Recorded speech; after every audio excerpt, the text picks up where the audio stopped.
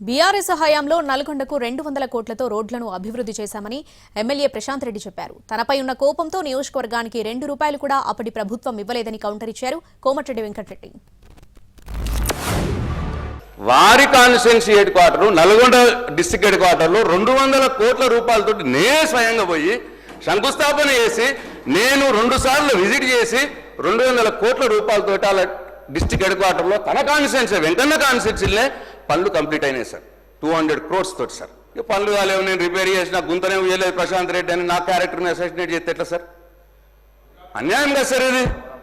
పోదామా సార్ నల్గొండ తమరు తీసుకుపోయి సార్, తమరు తీసుకుపోయి నల్గొండలో చూద్దాం సార్ రోడ్ని. ఇన్ని ఉంటాం కానీ మీరు చెప్పేది సార్.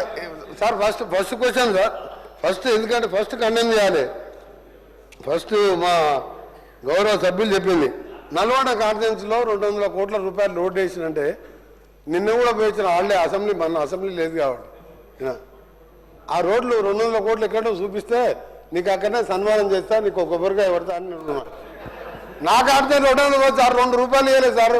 నా మీద కోపంతో హౌస్లోకి వెళ్ళి నన్ను డిస్క్వాలిఫై చేసి నువ్వు గట్టి కడితే ఇల్లు కడతలేవంటే నన్ను ఎంత కూర్చున్నా సంపత్ కుమార్ని ఇద్దరిని తీసుకుపోయి పోతే మీ హైకోర్టు సుప్రీంకోర్టులో తీసేది సార్.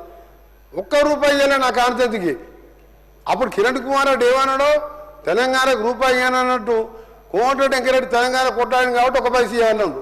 ₹1 200 కోట్లు. నీకు దండం పడతా బాబు, అబద్ధాలు ఆడితే కూడా దానికి లెక్క ఉండాలి.